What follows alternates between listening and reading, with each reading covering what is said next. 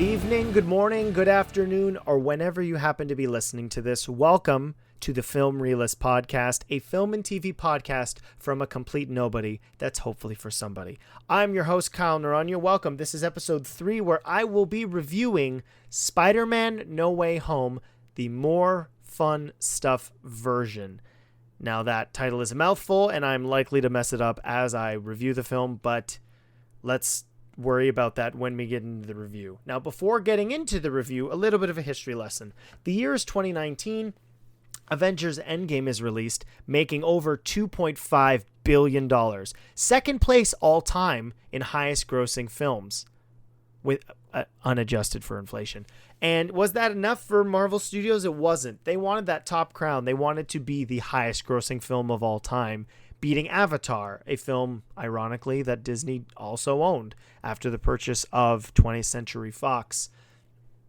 So, how do you make more money on a film that seemingly everybody and their grandma had gone to see already? Well, 2 months after the release of the film, they announced an extended version with new footage to come out in June 28th, just before the release of Spider-Man Far From Home, the second in the Tom Holland trilogy. So what did they add? Can they make a 3-hour movie better? No, not really. All they added was an introduction from the Russo brothers, a essentially unfinished scene with Hulk and Rocket Raccoon, a Stan Lee tribute that was well put together, and a post-credit scene which was a sneak peek at Spider-Man Far From Home. If you aren't sick of the home titles, I am, having already talked about 2 of them in the last minute. But you know what? It worked. The Avengers Endgame was able to make the money to overtake Avatar as the highest grossing film, and they were able to announce that during Comic-Con of that year. A pretty baller move on Marvel's part. But a precedent was set with Avengers Endgame that you could re-release a movie within the same year and still make money. It became obvious that Sony took note, but we're not there yet. So flash forward to December of 2021, Spider-Man No Way Home is released and is a massive success critically and financially. It pulls in a whopping $1.9 billion. For context, Spider-Man Far From Home, released in 2019, and its total gross was $1.1 billion. Now, a precedent was set with these 2 films. Spider-Man back-to-back films made over $1 billion. This had never happened before, even with the critical and commercial success of the Spider-Man trilogy helmed by Sam Raimi. Sony should have been happy, right? $1.1 billion and then $1.9 billion. That's certainly a substantial growth. And in the middle of a pandemic, that's great. Move on. Go to your next movie. Oh no, their next movie was Morbius. We might need to make more money because Morbius didn't make us any money. Now, I'm just guessing this was the conversation in the boardrooms at Sony. So, as we said, Sony made note. $1.9 billion, Spider-Man No Way Home, essentially serving as endgame to the Spider-Man Tom Holland trilogy. But Endgame was able to do something that Spider-Man No Way Home was unable to do.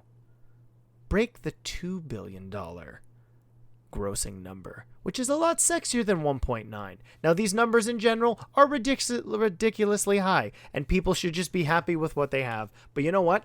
Sony wasn't, and prior to the release of the digital and Blu-ray edition, deleted scenes which were already announced seemingly disappeared. Why was that? Well, I hope you're paying attention, because they were able to repackage those deleted scenes and extended clips into Spider-Man No Way Home More Fun Stuff version. Let's get into the review. Now, I know I said we're going to be getting right into the review, but before that, I think it's worth mentioning how I feel about the original release of the film. I like No Way Home a lot. As an honoring of the 20-plus years of Spider-Man, I think it does that very well.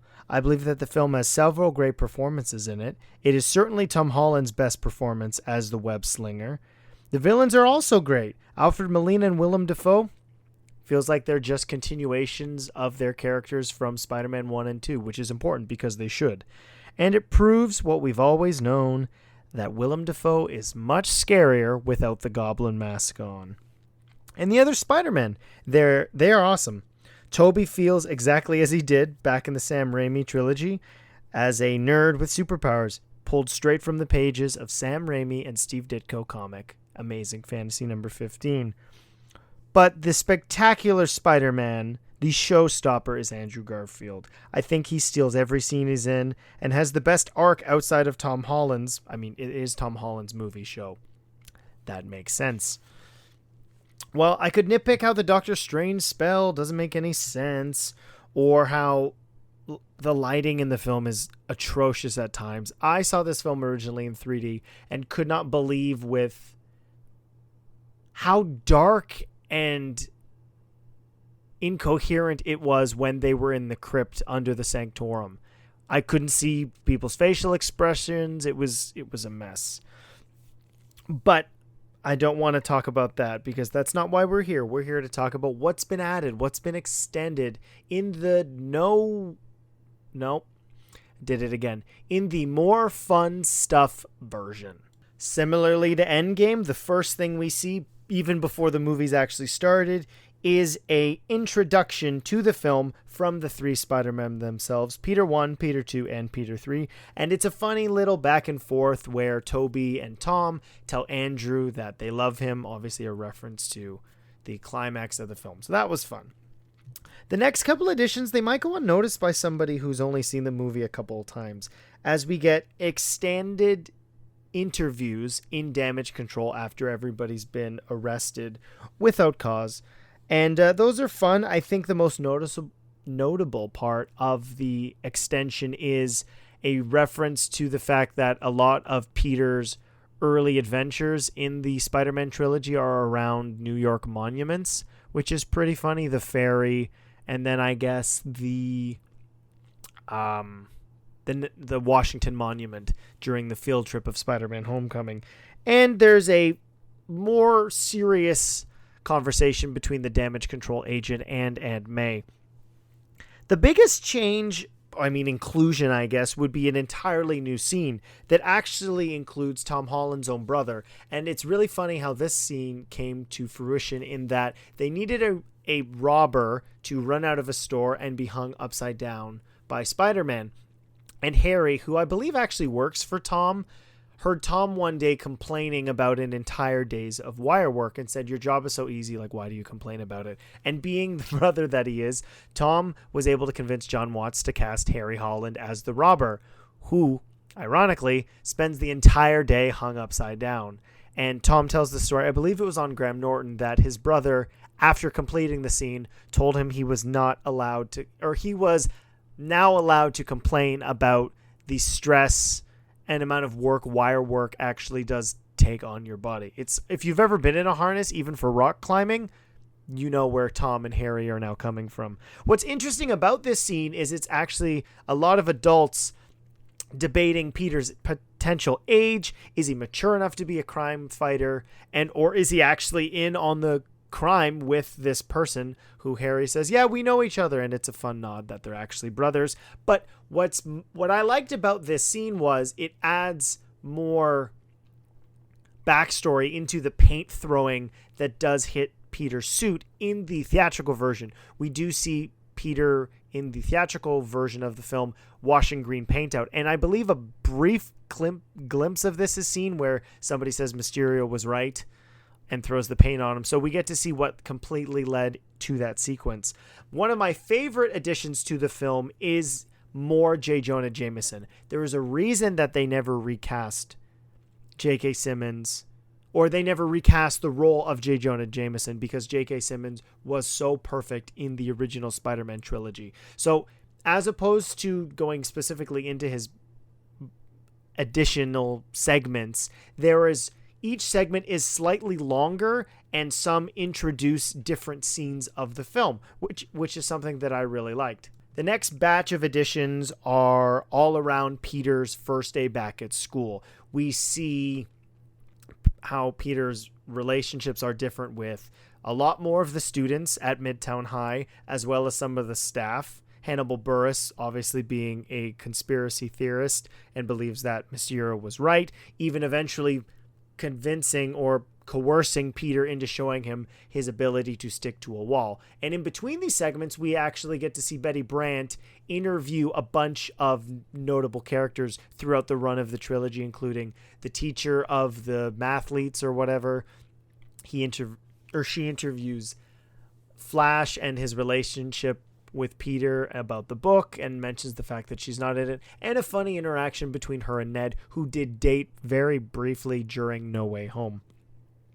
If you wanted more scenes of the Sanctum Sanctorum, well, I guess you're in luck because there's one. We see Ned and MJ set up their quote-unquote command center to the tune of Monster Mash. I have no idea why this was in the original script, but I think it was a good idea that it was cut. Now, we all remember how incredibly exciting it was when a particular walking stick entered frame in the theatrical version in Spider-Man No Way Home.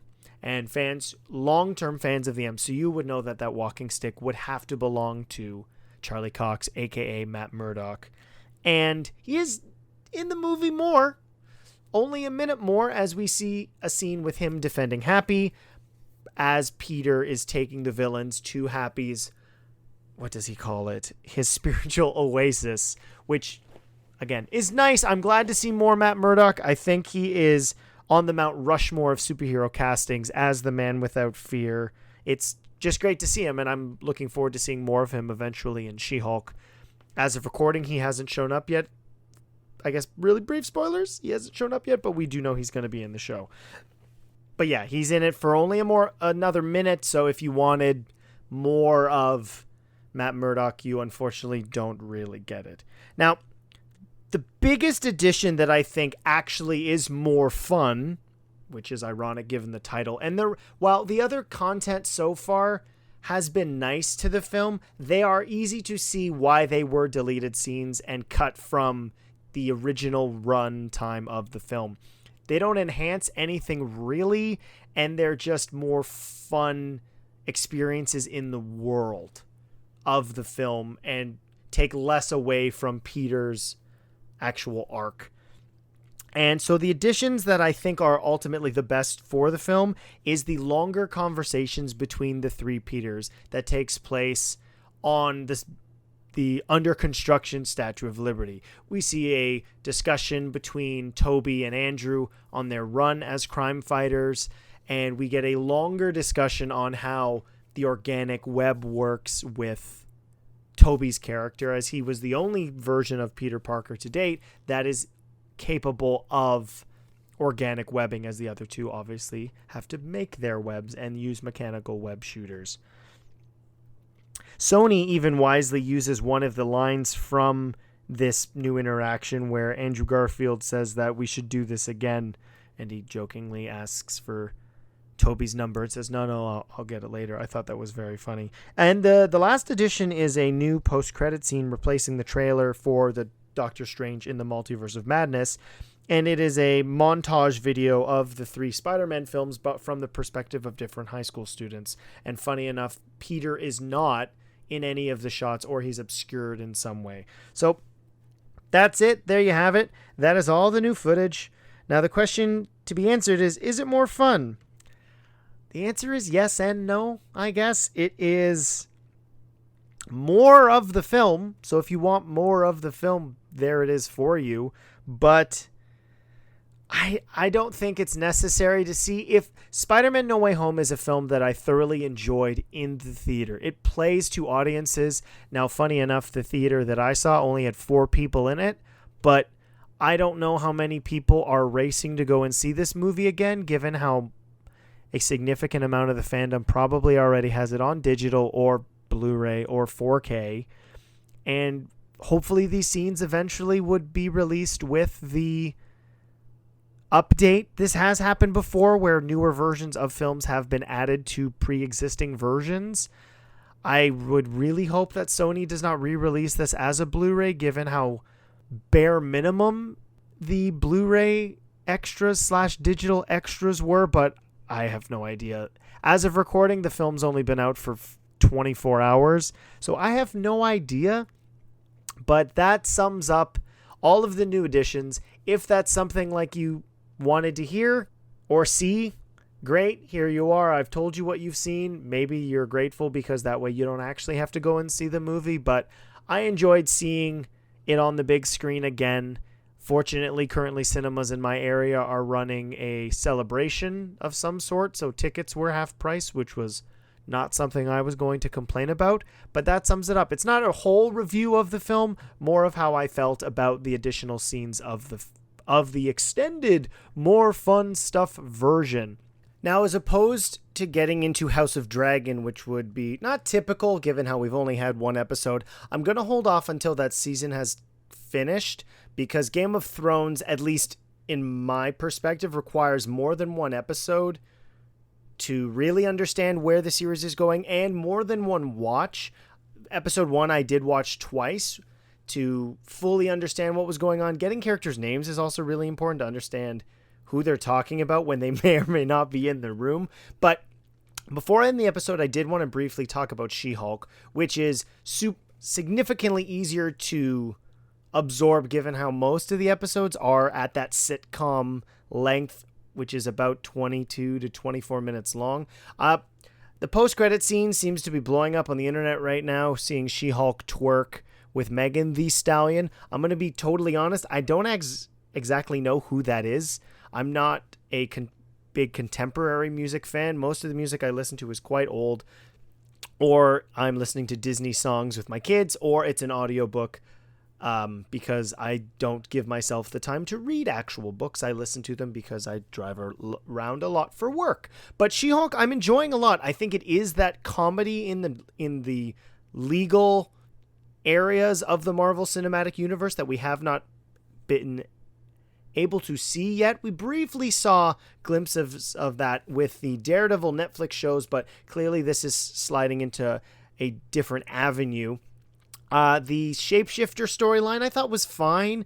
That guy is clearly there to be the embodiment of just a horrible man, and clearly that works with the point of view that the show is currently being given from, which is Jen Walters. She is the lead character. I've enjoyed her talking to the camera directly, explaining that this show is not going to have constant cameos, well, except for the ones that we've already acknowledged, and some that may or may not be coming up. But so that's episode 3 in a whole. I did like seeing Wong. Benedict Wong as that character has always been entertaining, and I'm glad to get to see him kind of be Phase 4's version of Coulson, where he has appeared in multiple properties, and given the fact that he is the Sorcerer Supreme, I would be shocked if he is not a pivotal piece of the multiverse saga going forward. He likely won't be in Black Panther Wakanda Forever, because that movie already seems to be jam-packed with all sorts of things, given how the Atlanteans, Namor, and whoever is going to become the next Black Panther. But if we're going more multiverse, that requires more magic, and as we saw in Doctor Strange in the Multiverse of Madness, Doctor Strange is likely to be a key individual in that storyline. And who is the Sorcerer Supreme? It's Wong. And who does he hang out with? Obviously Doctor Strange. Is Doctor Strange going to bring him into the dark dimension with Charlize Theron? Who knows? That's something that I would like to see. I want to actually get to see Wong be an awesome sorcerer. That's what made his appearance in Shang-Chi so great, was that we got to see a tactical fighting Wong, as opposed to somebody who unfortunately has to be second banana to the titular character of the show. I'm curious if this legal trouble that Wong has just put himself in is going to be coming up moving forward. There is a scene in one of the trailers where he talks about the Book of Ashanti, which I don't believe was mentioned in this one. Now, I may have not heard what he says specifically when he meets Jen for the first time, but it looks like this world is building out. Are we going to get to see the Abomination? We have had superpower inhibitor collars brought to the attention, which I don't believe they have them on the raft. They're just in prison cells. But is superheroes being forced to have their powers repressed going to be something moving forward in the MCU? The Sokovia Accords, to my knowledge, are still in effect, at least sometimes, but other times it seems that they are ignored. So I would like to see have the show moving forward, given how it has touched so many different avenues of the MCU, give us an idea of what is going on. Where are the Avengers? Because this show works really well in bringing in all these characters, and I'm looking forward to seeing Daredevil coming up in the near future, and what else is Jen going to have to deal with, given how people are now targeting her for whether that's DNA? It seems that they had some sort of needle or to take a DNA sample. Or is she going to get her super suit? Is this going to be one of those Netflix things where she gets it at the very end? I certainly hope not, because I think the design that they've come up with for the costume is quite cool, with the purple and the white and some gray, which obviously purple being a reference to She-Hulk and the regular Hulk. This is a show I'm enjoying. I can understand if it's not for everybody, but it is certainly different from the other MCU shows, and it seems to have a clear vision moving forward, which is something that I feel that some of the other shows have failed to do to their fullest potential. But that'll wrap up today's episode. That was Spider-Man, more fun stuff version, and just a brief little She-Hulk recap. The podcast is now available on Apple Podcasts, Spotify, and Google Podcasts. Please subscribe.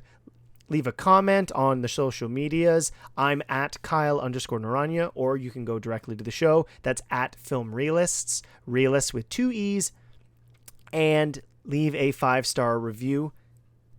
I'll see you next time.